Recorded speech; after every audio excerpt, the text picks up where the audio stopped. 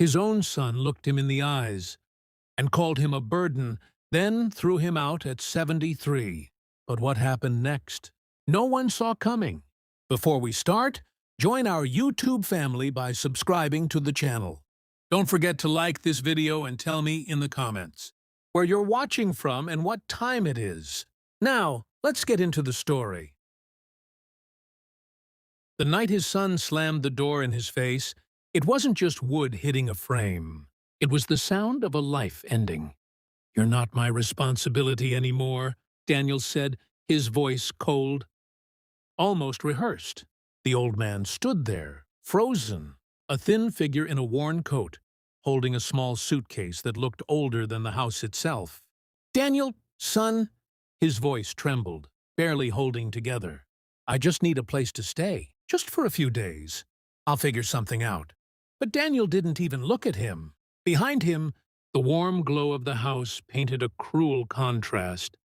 Laughter from the TV, the faint smell of dinner. A life that used to belong to both of them. "I have my own family now," Daniel replied. "I can't carry your burden anymore." Burden.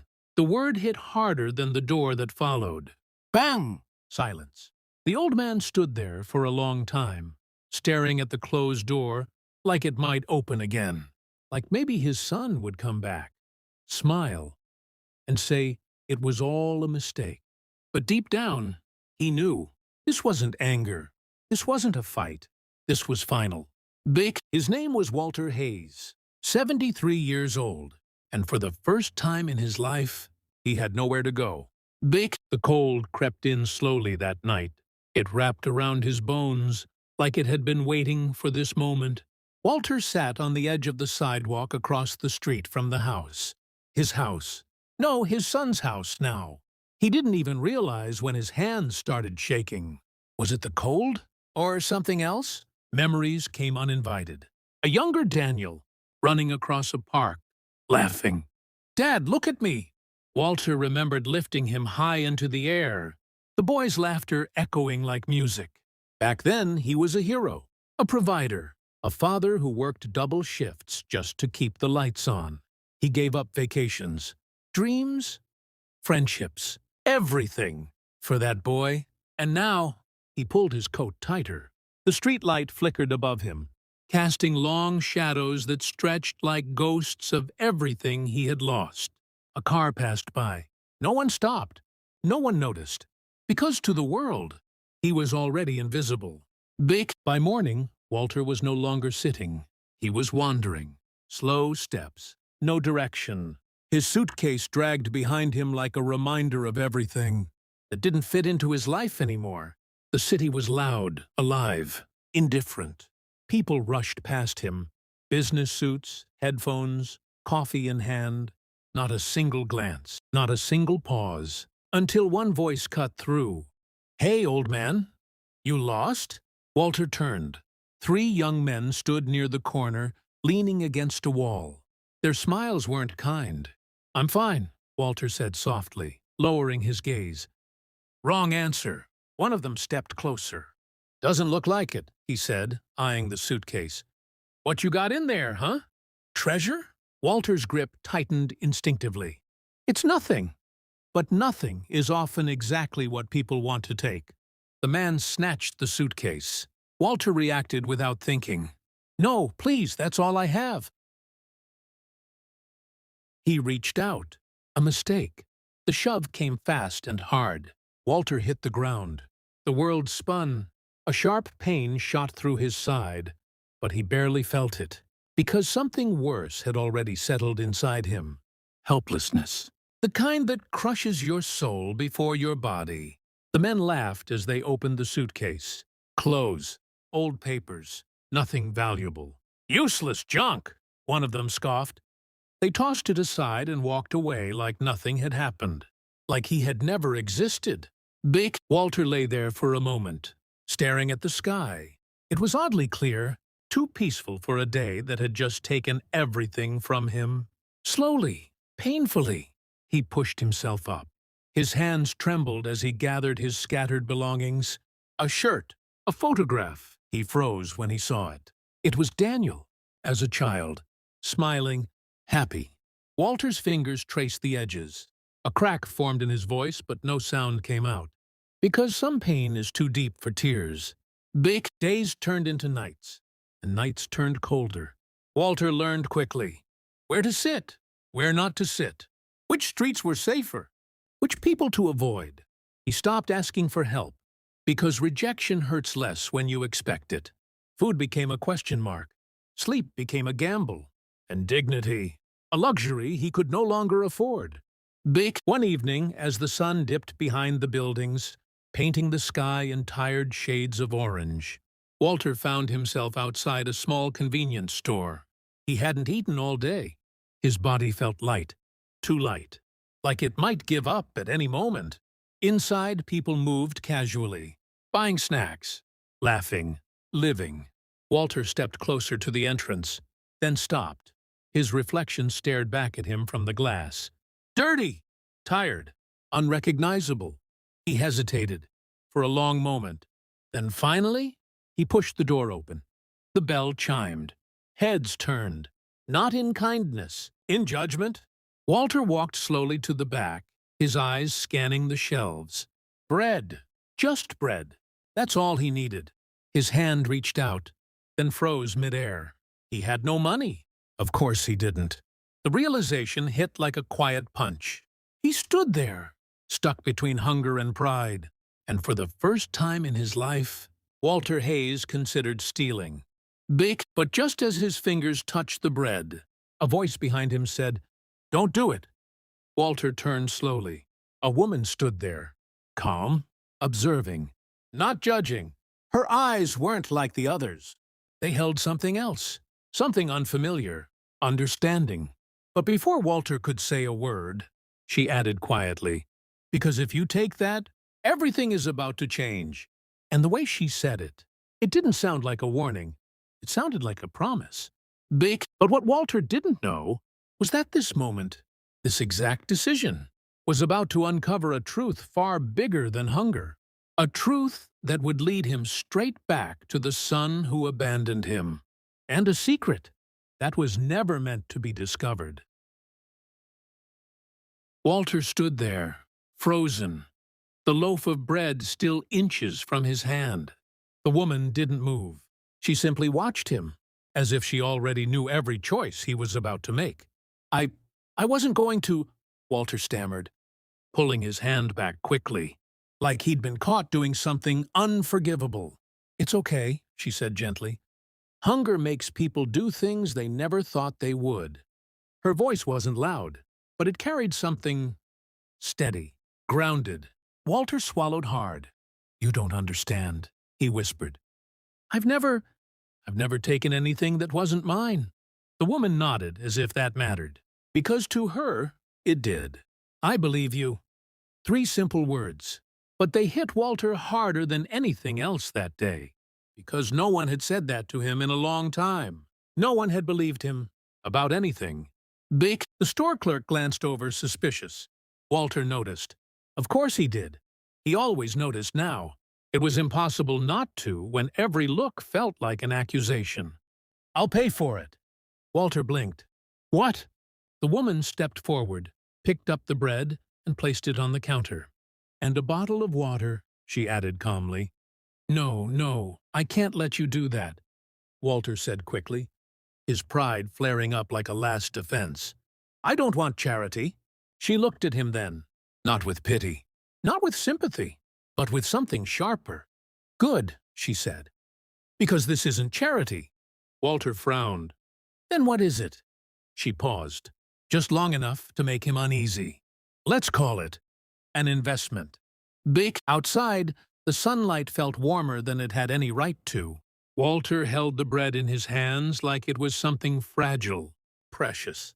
He hadn't eaten in over 20 hours, but for some reason, he didn't open it right away. Instead, he looked at her. "Why?" he asked quietly. "Why would you help me?"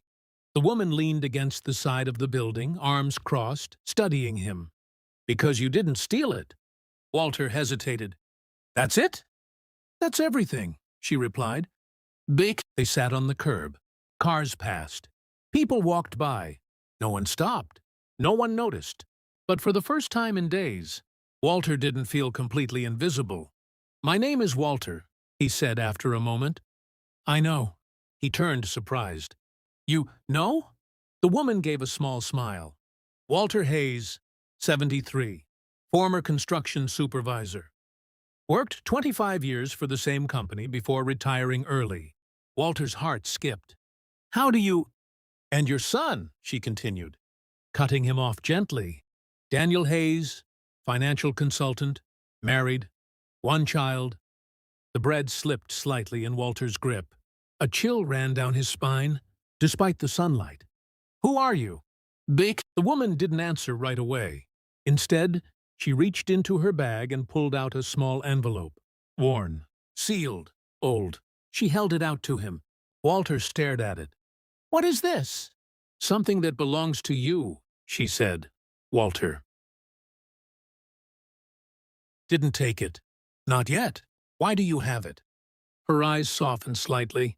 "Because someone trusted me to give it to you when the time was right."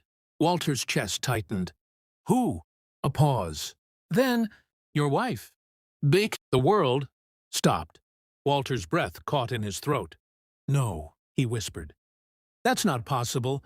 His wife, Margaret, had passed away 10 years ago. He had buried her himself. He remembered the rain that day. The way the soil looked too dark, too final. "She left this with me before she died," the woman said quietly. "She told me there would come a day when you would need it more than anything." Walter's hands began to shake. Slowly, hesitantly, he reached out and took the envelope. It felt heavier than it should, like it carried something more than just paper. "What is it?" he asked, his voice barely steady. "I don't know," the woman admitted. "She never told me. She just said, you'd understand." Walter stared at the envelope. His name was written on it. In Margaret's handwriting, there was no doubt. His fingers traced the letters. 1,000 memories flooded back at once. Her laugh, her voice, the way she used to look at him like he mattered, even when the world didn't. And now, she had left him something meant for this moment. "Bick, why now?" Walter asked, his voice cracking. "Why give this to me now?" The woman's expression turned serious. "Because this is the moment your life could go in two completely different directions." Walter looked up, confused. "What do you mean?" She leaned slightly closer. "If you had stolen that bread, I wouldn't be sitting here." Silence, heavy, uncomfortable. "And you would have never received that," she added, nodding toward the envelope. Walter's heart began to race. "What's inside it?" he asked again. The woman stood up slowly. "That's for you to find out." "Wait," Walter said quickly. "You still haven't told me who you are." She looked down at him, and for the first time, there was something almost mysterious in her expression. "Let's just say," she said softly, "I keep promises." Then she turned and walked away. Just like that. No explanation. No goodbye. Gone. Bick. Walter sat there alone. Again. But this time, something was different. Because in his hands was a piece of the past, and maybe a key to the future. He stared at the envelope for a long time. His mind raced with questions. Fear. Hope. Doubt. Finally, he took a deep breath, and slowly, carefully, he opened it. Bick. Inside, there was a letter, and something else, something unexpected. Walter's eyes widened as he pulled it out. His entire body went still. Because what he saw didn't just bring back memories. It shattered everything he thought he knew about his life, his wife, and his son. Bick. And as his hands began to tremble uncontrollably, one terrifying thought crossed his mind. Had Daniel known about this all along? Walter's hands wouldn't stop shaking. The letter slipped slightly as he unfolded it. The paper fragile, aged, like it had been waiting for this exact moment. He didn't realize he was holding his breath until his chest started to ache. Slowly, he began to read.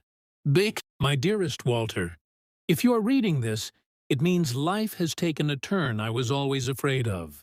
And it means you're alone. Bick, the words hit instantly. Too precise, too real. Walter swallowed hard, his vision blurring as he continued. Bick, I wish I could be there with you. But since I can't, I need you to trust me one last time. There are things I never told you. Not because I didn't want to, but because I needed to protect you. And more importantly, I needed to protect what was meant to be yours. Bick, Walter frowned slightly. Protect what? His eyes moved faster now, urgency building inside him. Bick, do you remember the small investment I made years ago? The one you said was a waste of money? You laughed and told me we should focus on real things, like saving for Daniel's future. Bick, a faint broken smile crossed Walter's face. He remembered. Of course he did. Margaret had always been a dreamer, always seeing possibilities where he saw risks. It's probably nothing, he had said back then. He had been wrong. Bick, I never told you the truth about that investment. Walter, it grew, far more than I ever expected. Bick, Walter's heart skipped. His grip tightened around the paper. What? He whispered under his breath. Bick, I didn't put it in my name. I put it in yours. And I kept it hidden, not from you, but from the world. Because I saw something back then, something that frightened me. Bick, Walter's mind raced. Frightened her. Bick, I love our son. But there was a moment, a small moment, when I saw how he looked at money, not as a tool, but as power, and it scared me. Bick, Walter shook his head slightly. No, that's not. But the words faded, because somewhere deep inside, a memory stirred. Daniel, younger, arguing over something trivial, over money, over control. Walter had brushed it off. He always did. Bick, I prayed I was wrong. I hoped life would shape him into someone kind, someone who valued people over wealth. But if you are reading this letter now, then I fear I wasn't. Bick, Walter's chest tightened painfully. The street around him seemed to disappear. Only the letter existed now, only her voice, echoing in his mind. Bick, the documents enclosed will lead you to what belongs to you. But please, be careful. Not everyone should know. Not even Daniel. Bick, Walter's breath caught. Not even Daniel. Bick and Walter, if the time comes, you must make a choice, not as a father, but as a man. Do what is right, not what is easy. Bick, the letter ended there. No dramatic goodbye. No final words. Just her name. Margaret. Bick, Walter sat in silence. The world slowly came back into focus around him, but nothing felt the same anymore, because in his other hand was the second item from the envelope, a small, official-looking document. He unfolded it carefully. His eyes scanned the page, then froze. Bick, it was a bank document, an account, in his name. And the number. Walter blinked. Once, twice. His mind refused to process it. No, that's not possible. He whispered the number out loud. It didn't sound real. It sounded like something meant for someone else. Someone important. Someone, not him. Bick, his knees felt weak. He leaned back against the wall behind him, trying to steady himself. This changes everything. No more hunger. No more streets. No more humiliation. He could walk into a hotel tonight, eat a proper meal, sleep in a warm bed, start over. At 73, he could start over. Bick, but then another thought crept in. Slow, heavy, unavoidable. Daniel. Bick, Walter's grip on the paper tightened. His son had turned him away, left him on the street without a second thought, called him a burden.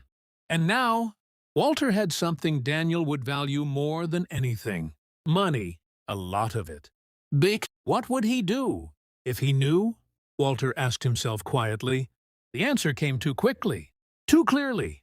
He would come back, not out of love, but out of need, out of greed. Bick, Walter closed his eyes. Memories flooded back again. Not just the good ones, but the ones he had ignored. Excused, dismissed. Little signs that Margaret had seen long before he did. Bick, his chest felt heavy. Not with sadness this time, but with something new. Something unfamiliar. Clarity. Walter slowly folded the documents and placed them back into the envelope. His hands were steadier now, his breathing more controlled, because for the first time since that door slammed in his face, he wasn't just reacting anymore. He was thinking. Not as a father, he repeated her words softly, but as a man. He pushed himself up from the curb. His body protested, but his mind was sharper than it had been in years. There was a bank downtown. He had passed it earlier that week. A large building. Secure. Professional. The kind of place that didn't look twice at people like him. But today, he would walk inside. Walter took a step forward, then another, each one heavier with purpose, each one pulling him toward a truth he could no longer ignore. Because whatever this money represented, it wasn't just a second chance, it was a test of who he really was. And somewhere in the back of his mind, a darker question began to form, one he couldn't ignore anymore. What if Daniel already knew? Walter stopped walking. The thought hit him like a sudden storm. Too sharp. Too specific. Because if his son knew about this money, then his rejection, his coldness, his cruelty. It wouldn't just be abandonment. It would be something far worse. Walter slowly turned his head, as if expecting someone to be watching him. The street looked normal. People passed by. Cars moved. Nothing unusual. And yet, he felt it. A presence, a shift. Something wasn't right. Because across the street, parked quietly under the bright daylight, was a black car. Engine running. Windows tinted. Still, too still. And as Walter stared at it, the driver's side window slowly rolled down. Just enough for someone inside to watch him back. And in that moment, Walter realized this wasn't just about money anymore. Someone else knew, and whatever was coming next was already in motion. Walter didn't move. His eyes locked onto the black car across the street. The engine hummed quietly, steady, patient. Waiting, a strange calm settled over him. Not fear, not panic. Something else, something sharper. Awareness. For days, Walter had felt invisible. But now, someone was watching him. And somehow, that made everything clearer. Because it confirmed one thing. This wasn't random. The driver's window stayed half open. A silhouette sat inside. Still, observing. Walter's fingers tightened around the envelope inside his coat. Margaret's words echoed again. Be careful. Not everyone should know. Walter slowly turned his head away. Not running, not reacting, just walking, as if he hadn't noticed anything at all. But inside, his mind was moving faster than it had in years. If they know, how much do they know? The account? The letter? Or just me? He didn't go to the bank. Not yet. Instead, he walked past it. Deliberately, carefully, through crowded streets, across intersections, blending into movement. And every few steps, he checked. The black car was still there. Not close, not aggressive, just present. By late afternoon, Walter reached a public park. Families sat on benches. Children laughed. Life continued. Normal. Safe. Or at least, it looked that way. Walter sat down slowly on a bench under a large tree. His body ached, but his mind refused to rest. He needed answers, and there was only one place they could come from. Walter reached into his coat. His fingers brushed against something else. His old phone. Cracked screen. Battery barely alive. He hadn't used it in days. No reason to. No one to call. Until now. His thumb hovered over the screen. One name. Daniel. For a moment. Walter hesitated. A storm of emotions rose inside him. Pain. Anger. Disappointment. And something deeper. A question. Why? Slowly, he pressed the call button. The phone rang. Once, twice, 3 times. Then, hello? Daniel's voice. Sharp. Busy. Unbothered. Big. Walter closed his eyes for a second, just to steady himself. It's me, he said quietly. A pause. A shift. Dad? Not warmth. Not concern. Just surprise. Big. I need to see you, Walter said. Silence. Then, I thought we already discussed this. The words were colder this time, more guarded. Big. Walter's grip tightened slightly. We didn't discuss anything, he replied calmly. You told me to leave. Another pause. Longer this time. Big. I'm busy, Daniel said. I don't have time for this right now. Big. Walter looked out across the park. A father was teaching his son how to ride a bicycle. The boy laughed as he wobbled. The father ran beside him, steadying him, not letting him fall. Walter watched them for a moment. Then, this is about Mom. Silence. Immediate. Heavy. Big. What about her? Daniel asked, his voice lower now. Careful. Too careful. Big. Walter's eyes narrowed slightly. He could hear it now. The shift. The tension. The truth. Starting to show. Big. She left something, Walter said slowly. For me. Another pause. But this one was different. Not confusion. Not curiosity. Recognition. Big. What are you talking about? Daniel asked. But it sounded wrong. Forced. Big. Walter exhaled quietly. You know exactly what I'm talking about. Big. The silence that followed said everything. Big. Walter's chest tightened. Not from pain this time, from clarity. Big. You knew, he said. Not a question, a realization. Big. Daniel didn't answer immediately. And in that delay, Walter felt something inside him finally break. Not his heart. That had already happened. This was something else. Illusion. Big. I didn't know everything, Daniel finally said. Just pieces. Walter closed his eyes. Pieces. That was enough. Big. You knew there was something, Walter continued. And you still threw me out. Big. It's not like that, Daniel snapped quickly. But it was. They both knew it. Big. I have responsibilities, Dad, Daniel said, his tone rising slightly. A family. A life. You can't just what? Walter interrupted. For the first time, his voice carried strength. Big. Take care of the man who gave you everything? He continued. Silence. Big. Walter's breathing slowed. His thoughts sharpened.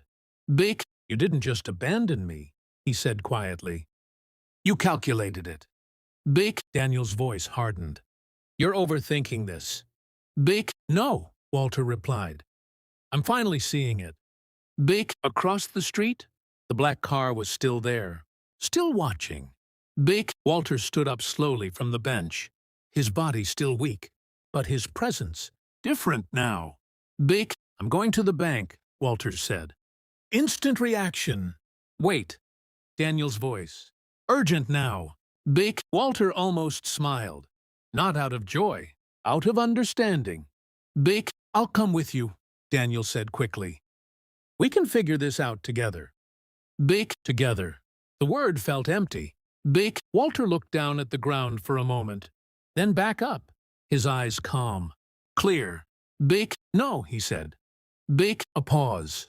Big. What do you mean, no? Daniel asked. Big. Walter took a deep breath.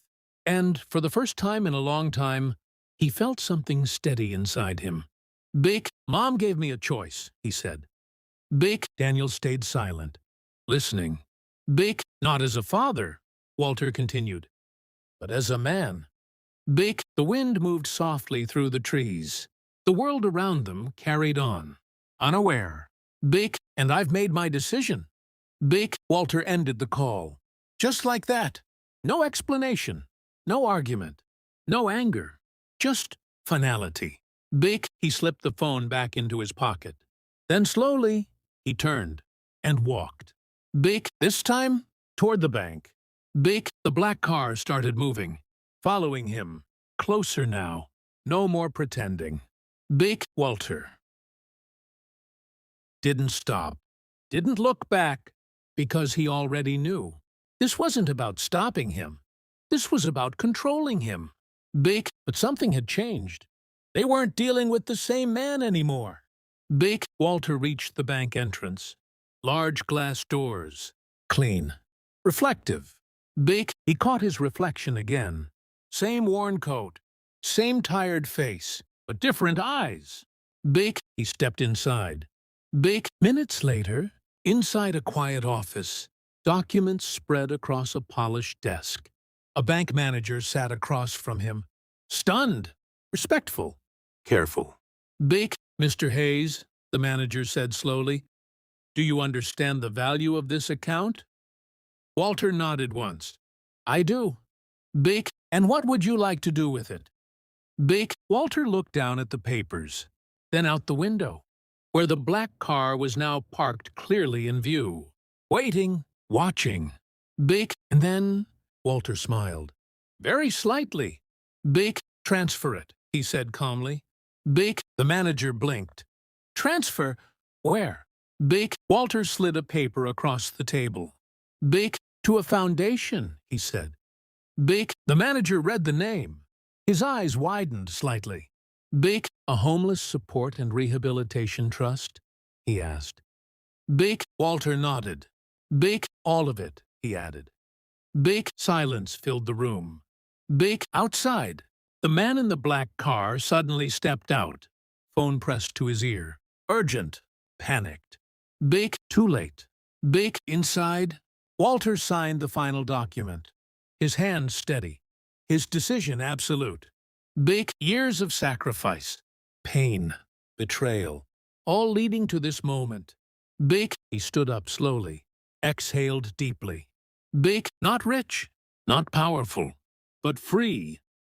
Because for the first time, he hadn't chosen out of fear, or attachment, or illusion. He had chosen what was right. And somewhere, in a way he couldn't explain, he felt Margaret's presence. Quiet, proud, at peace. Walter walked out of the bank. The sunlight hit his face, warm, bright, real. The man from the black car approached him quickly. Mr. Hayes, wait. Walter stopped, turned. But there was no fear in his eyes anymore. Whatever deal you're about to offer, Walter said calmly, you're too late. The man hesitated, studied him, then looked confused, because this wasn't the man he expected. Walter gave a small nod, then turned and walked away. No suitcase this time, no burden, no past holding him back. Just a man who lost everything and found something far greater in the end. Because sometimes the greatest wealth isn't what you keep, it's what you choose to let go. And far behind him, standing frozen, phone still in his hand, Daniel finally realized he hadn't just lost the money. He had lost something far more valuable. The one person who would have given him everything.